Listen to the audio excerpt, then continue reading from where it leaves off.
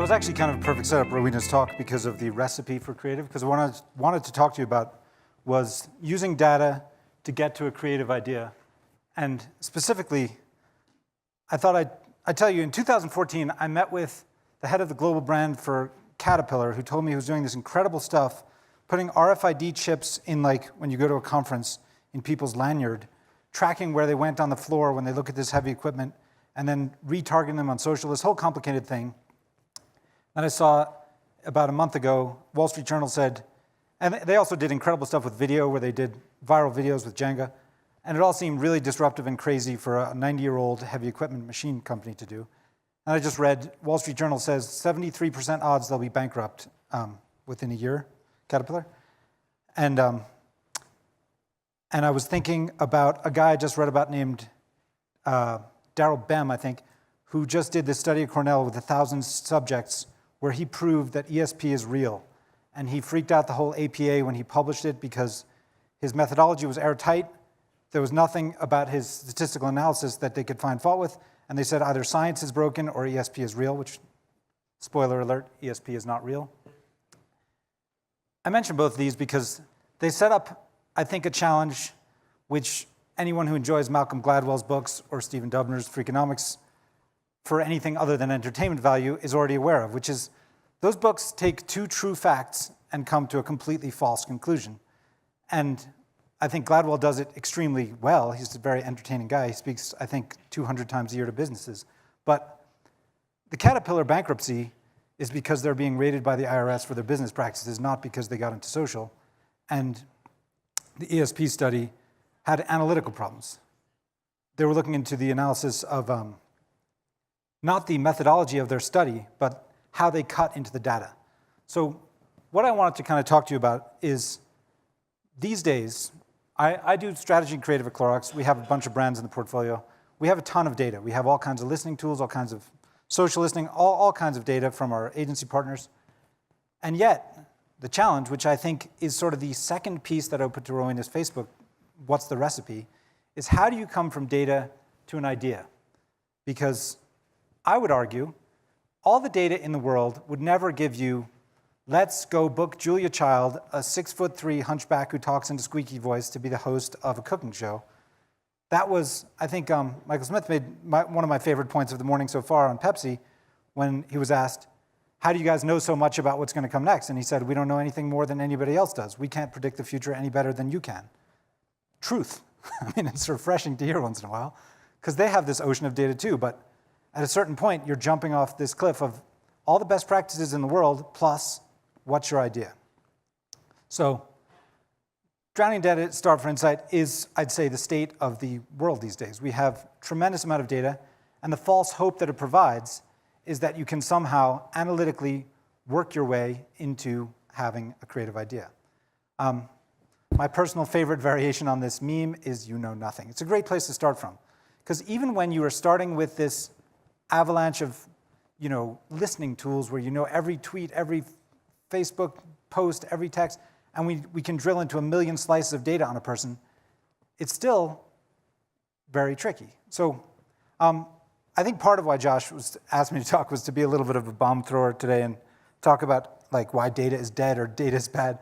I am not anti-data. I think you guys, probably half the people in the room are selling data and half the people are buying it. I realize who I'm speaking to. But I think the fact that your data is for sale, the fact that young millennials may be sort of okay with it, older people probably more freaked out by it, is just, that's like the weather report. That's just how it is. Google, who came up with this, I guess it's an acronym, ZMOT, for the zero moment of truth, that was sort of their holy grail of they want to be at the moment where you're making your purchase decision, and the way that they're going to get to this is by knowing more or less everything about you and know where you are. And I'm sure you guys are probably, or most of you are aware, that there are all kinds of technologies out there that are unbelievably advanced to the level of, I'd say, a creepy degree of data mining. And I'm not just talking about sniffing out keywords from your email or your public-facing Facebook accounts, but there's data mining going on that is, at least to me, who still works in this, shocking. Shocking that they can know when you're in the car, likely to be headed to a big box retail store. that you used to buy Lysol wipes and that you're likely to refill because likely that someone in your family has the flu and that you're going to get wipes, and that even though you've been loyal because of your PLCC card was Lysol, that you might buy a different brand if they hit you with an offer on your mobile phone in the parking lot, which is mapped out in a 500 by 500 meter grid, so they're going to get you right before they walk into the store. That scenario I just laid out was a vendor came in and gave me that exact scenario. That's not just sci-fi. They can know where you are, what you're up to, and hit you at this moment of truth. And the problem there, of course, is that there's a certain, there are several perils to that. I mean, everyone knows about the frequency of bathroom use for Twitter in particular. I'm not sure why they don't go on Facebook as much in the bathroom. But the degree to which we are okay with you knowing I'm in Salt Lake, so when you give me my weather on my phone, Apple's telling me the Park City weather, that seems like a utility that's kind of helpful. Don't tell me where I just was yesterday in a different city. Tell me where I am. What happens to me as a semi-frequent traveler is I get served the wrong city, or I get some news about a city I was in last week about some local municipal news, which of course is a waste of time for me because what do I care about a municipal bond hearing in Boston, Seattle, Colorado, or New York when I'm no longer there and it's not where I live? And likewise, when we personalize to say,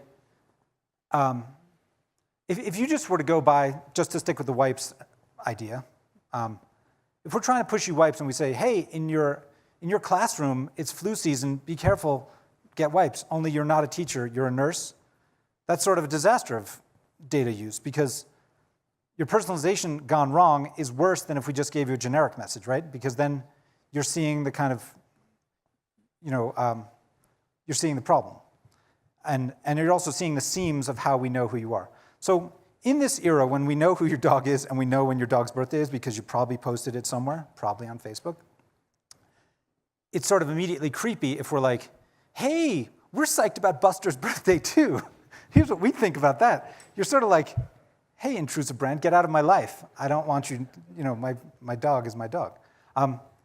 This notion of hyper-location sensitivity where we can know what you're up to and when you're up to it, again, for the Zmod idea, is incredibly seductive because the notion that you just bought your cereals and we're going to hit you with bananas to put on your cereal when you're in that aisle, which certain retail partners that we work with have installed in-house these sort of like proprietary Wi-Fi grids so you can know what aisle you're in, and you can upsell someone's market basket. If they bought, say, Kingsford charcoal, you kind of can give them an offer on steak and then try and increase their shop. All has certain perils, right? Not everybody likes bananas. And I think the reason I put a magician whose head is on fire here is I think when you do this incredible magic act where you pull the rabbit out of the hat and you know what you had, what this consumer ate for breakfast and all this stuff, and then it goes wrong, you immediately see like a magic trick gone wrong. It's kind of a nightmare for the consumer because right away you're seeing how I did it or how I tried to do it, and it's kind of like showing your hand in a very, I think, unpleasant way. This is not my area of expertise, and we've already covered it quite a bit with some of the other more knowledgeable speakers on the topic, but obviously one of the other perils of data is data breaching. And Target, who I think won, eBay won the contest on this particular slide with 145 million exposed customers. But the problem with the Target breach, from my perspective, is that since Target collects data on what you buy, and there was a Target mishap where a teen girl in, I think, Minnesota was buying things because she was pregnant, and her father was using the same family laptop and saw these banner ads saying, congrats that you're pregnant, why don't you get some baby shoes? That's how he found out she was pregnant. So the data that they're collecting is not just the kind of more innocuous PLCC data, that being private label credit card data when you shop in store and they give you 10% off by using their Safeway card or something. But they're extrapolating that data to know, for example, if you're pregnant at a certain point when your birth is likely to happen, and they're going to target you with information as that life cycle goes. Same with a bunch of other purchases they're going to know about. They know when you go from crawling diapers to toddler diapers, or how old your dog is. In this particular case, it's obviously beyond embarrassing. It was a big issue because of the shared data. Another thing which will, if I'm not already coming across as sort of deranged, I'll tell you that your phone is listening to you. And I had a conversation about this about 6 months ago with some professional conversation where people didn't believe me, and I had to prove it in the room by talking about albino unicorns in front of my iPhone, which is turned off. And you will then get served content about that. And the reason I know this for sure, and not just from conspiracy boards on 4chan, where I don't frequent, is I did a project where we were going to make the Gesundheit app, where when you sneeze, iOS, at the time iOS 9, in passive listening mode, would hear you sneeze, and serve you up, the phone would say, Siri would say Gesundheit, and then you'd be given coupons, discounts for things that you might have if you had a cold or flu during cold and flu season. That project wound up getting killed for other reasons, but Android does keep the passive mic on all the time. Apple is a little trickier about it, and in the newer iOS, they have made it available to some apps. But setting aside all that tech gibberish, the point is your phone is listening. And even though there are some people who are skeptical about getting Alexa or Home or various, I'm told now Apple's got one too, a mic that's on 24 hours a day listening to every conversation in the house and trying to customize your marketing, your phone is doing that. And by the way, you have it in your pocket or your purse and you're on your table, on your nightstand. It's listening to your whole life, and it's turning that data into actionable data that can be sold to marketers, which, I guess like everything else, everyone's going to get used to that pretty soon. I don't know. But I'm just telling you that's real. That was the Gesundheit app. Another piece just came up recently was at NAB or CES, one of them, about a drone that can, to get to the right level of frequency and exposure for advertising, could hover with a drone showing you an ad, and would show it to you like whatever the optimized number is, like 17 times in a 24-hour period. So you personally would get shown just this advertising by a drone that won't leave you alone. I mean, I think to some people they might say, great, who's doing this? I'm psyched. And I think for a big ticket item, if someone is a BMW driver and you want to sell them into an Audi Quattro and that's a whatever cost vehicle, you'd say, this is great, I'm going to change minds and sell a big ticket item. I think, though, there are implications from a CPG perspective that are a little bit freaky, and possibly there are some perils. I do think, again, this probably sounds more conspiracy-minded, but the passive listening mic on your phone is something that is a backdoor channel that the NSA has acknowledged that they've used to stop terrorism and whatever it is they're doing. But the business of surveillance and what is called here colorfully the data kraken,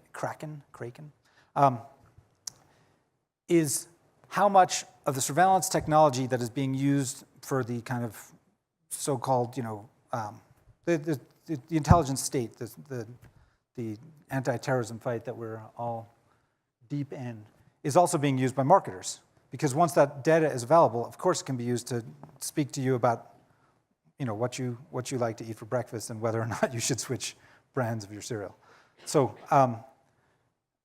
there is some stuff here about some of the big companies that I think are using this, like Facebook, that they have a tremendous amount of access to data that I don't think most consumers are aware of. And I do think the more superficial level that was touched on in the legal conversation about whether it should have sponsored by or made aware of to a consumer, that to me is like the low-hanging fruit. Much more sophisticated stuff is going on behind the scenes with the tentacles of the data kraken. Let's see if this will click for me. Probably not. I guess since this is no longer clicking for me. I would just say, back to my initial thought about a ton of knowledge and what that could possibly mean for us, I do think there's a balance between where we take information, which is basically knowledge, which is just acquiring information which is readily available, and what we do with that in putting it to action, which of course is the dictionary definition of where wisdom comes in. So when a certain group of people are doing a certain behavior, what you're going to do about that, I think, is a little bit of a trap that I struggle with frequently in my job, because we have a group of people that I work with. I'm fortunate to work with a really smart group of people who are all very analytically minded, usually MBAs, usually kind of taught to digest data in a very particular way. And an intersection we often come to is they say, we know this, this, and this, and this, so what should we do about it? And I think the failure of information at the intersection of wisdom and information is translating what to do about it is an extrapolation that data won't take you to. And there is some form of where you need to have ideas begin and data end. And I would say having data is an invaluable tool in targeting, in reaching people, in knowing who we're talking to. And yet it falls just an inch short of being the formula of what are we going to do about it. Now that we know this behavior exists and we know who's doing it and we know how to talk to her and we know what she's about to have for lunch, what should we do? That's more the place that I feel like still requires something that is a little beyond analysis and into the realm of the creative.